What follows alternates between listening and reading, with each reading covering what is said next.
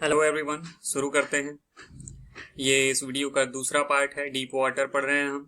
अभी इससे पहले वाली वीडियो में हमने अबाउट द ऑथर वाला सेक्शन पढ़ा। इसमें हम टेक्स्ट को पढ़ेंगे। शुरू करने से पहले कुछ इंपॉर्टेंट सी बातें हैं जो बताना चाहता हूँ।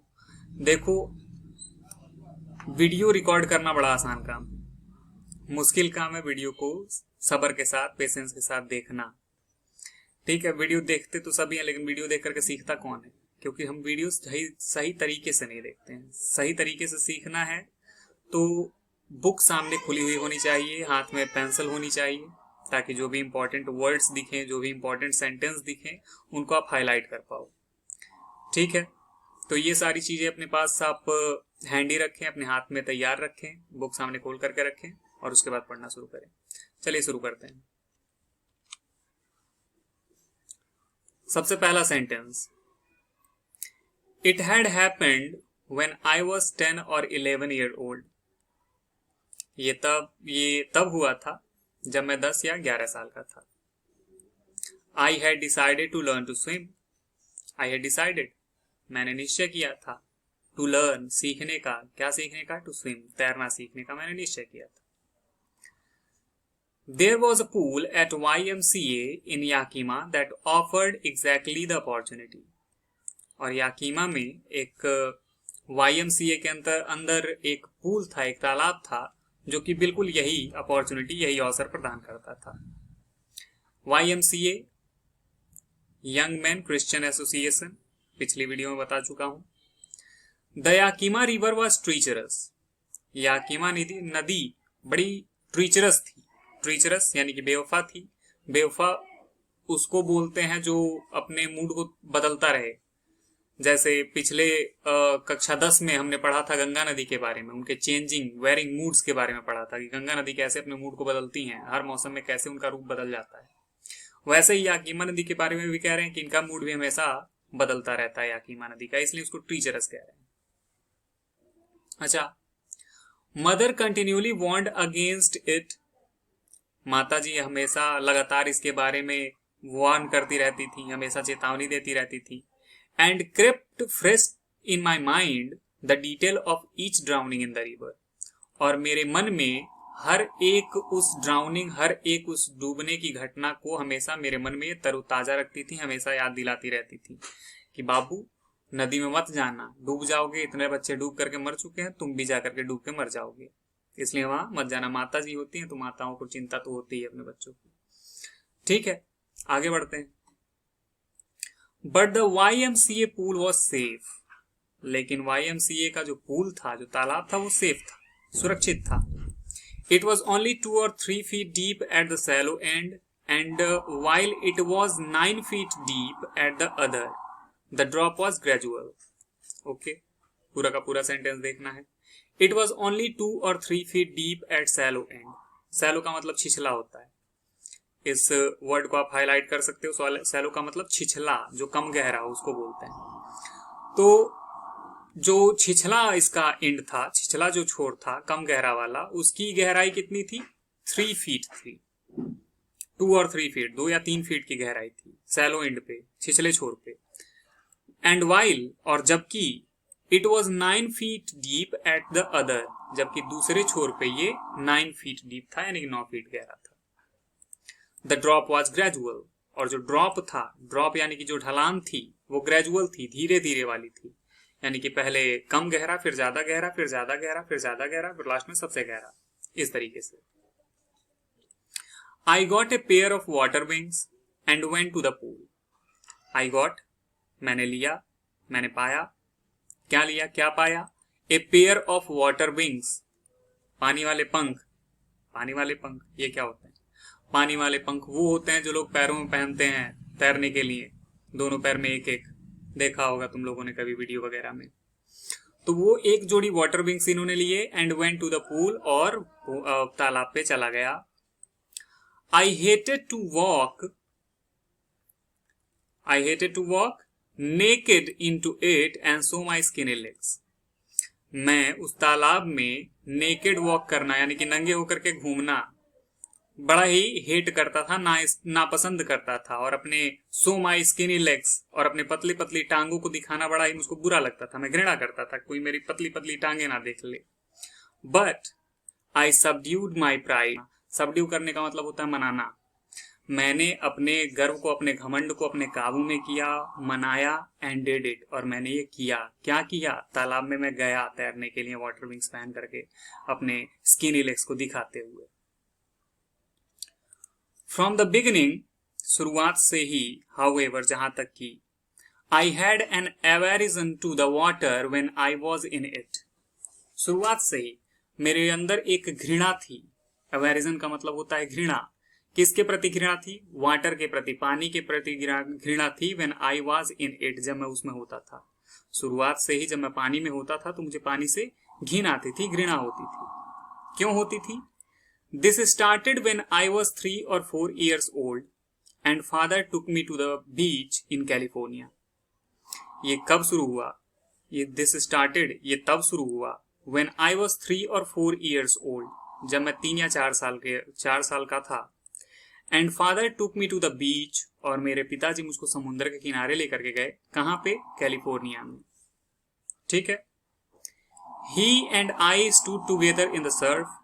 वे और मैं, मेरे पिता और मैं एक साथ सर्फ में खड़े थे। सर्फ किसको बोलते हैं? समुद्र की जो लहरें आती हैं, तो इसको आप कह सकते हैं सर्फ, यानी कि इसको भी हाईलाइट कर सकते हैं, सर्फ यानी कि समुद्र की लहरें।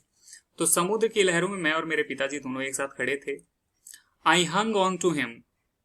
आई हंग ऑन टू हिम, मैं उनके ऊपर लटका हुआ था। गोद में चढ़ने की बात कर रहे हैं कि मैं उनको पकड़ करके बिल्कुल लटका हुआ था।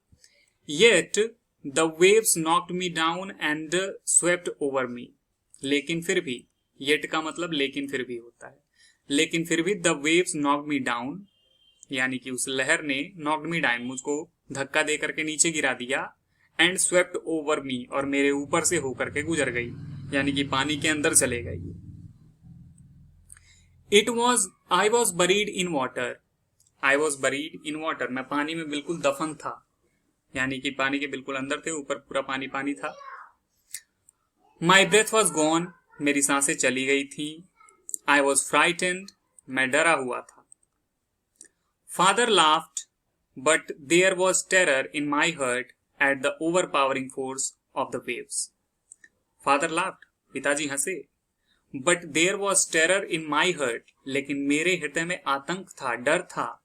At the overpowering force of the wave, उन लहरों की जो ओवरपावरिंग फोर्स थी। ओवरपावरिंग यानी कि बहुत ज्यादा शक्तिशाली जो ताकत थी उन लहरों में, उसके प्रति मेरे हृदय में डर था। अच्छा, My introduction to the YMCA swimming pool revived unpleasant memories and stirred my childish fears. YMCA के स्विमिंग पूल से, स्विमिंग पूल का मतलब तरणताल होता है, तो YMCA के तरणताल से मेरे परिचय ने अनप्लीजेंट मेमोरीज को रिवाइव कर दिया, यानी कि बुरी यादों को फिर से पुनर्जीवित कर दिया। कौन सी बुरी यादें? यही जो ये बचपन में डूब रहे थे अपने पिताजी के साथ जब ये बीच पर गए थे। And stirred my childish fears, और मेरे बचपन के डर को, बचपन का मेरा जो भय था उसको फिर से झकझोर दिया। But in a little while I gathered confidence, लेकिन कुछ समय में मैंने फिर से कॉन्फिडेंस यानी कि आत्मविश्वास को जुटा लिया। I paddled with my new water wings, watching the other boys and trying to learn by aping them. Simple sentence है क्योंकि एक ही सब्जेक्ट और एक ही वर्ब है, बाकी सारे के सारे प्रेजेंट पार्टिसिपल, इन्फिनेटिव और जीरंड हैं। मतलब क्या है? I paddled with my water wings, यानी कि मैं अपने वाटर विंग्स के साथ, पानी वाले जो पंख मैंने लिए थे एक जोड़ी, उसके साथ मैंने पानी में चलना शुरू किया।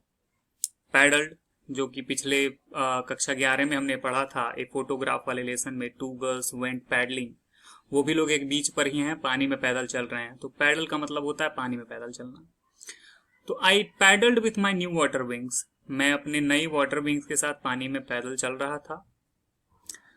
वॉचिंग द अदर बॉयज, दूसरे बच्चों को देखते हुए, एंड ट्राइंग टू लर्न, और प्रयास सीखने का प्रयास करते हुए, बाई एपिंग देम, उनकी नकल करके, उनकी नकल करने के द्वारा उनको, बाकी बच्चों को देखते हुए मैं सीखने का प्रयास कर रहा था। I did this 2 or 3 times on different days and was just beginning to feel at ease in the water when the misadventure happened. I did this 2 or 3 times. मैंने इसको 2 या 3 बार किया। On different days, अलग अलग दिनों को 2 या 3 बार मैंने किया। हर दिन जाता था और 2-3 बार वहां पे जाकर के तैरने का प्रयास करता था। And was just beginning to feel at ease in water. और मैं बस beginning to feel, अब शुरू ही कर रहा था महसूस करना। क्या महसूस करना? at ease, भाई आसान महसूस करना, आराम, कंफर्ट, आराम महसूस करना शुरू कर रहा था पानी के अंदर। when this misadventure happened, जब ये दुर्घटना हुई। मिसएडवेंचर का मतलब होता है दुर्घटना, एक्सीडेंट का मतलब भी दुर्घटना, दोनों को हम साइनोनिम कह सकते हैं। अब ऐसा हुआ क्या था उस दिन, कौन सी दुर्घटना हुई थी, ये जानते हैं। लिख रहे हैं कि I went to the pool when no one else was there.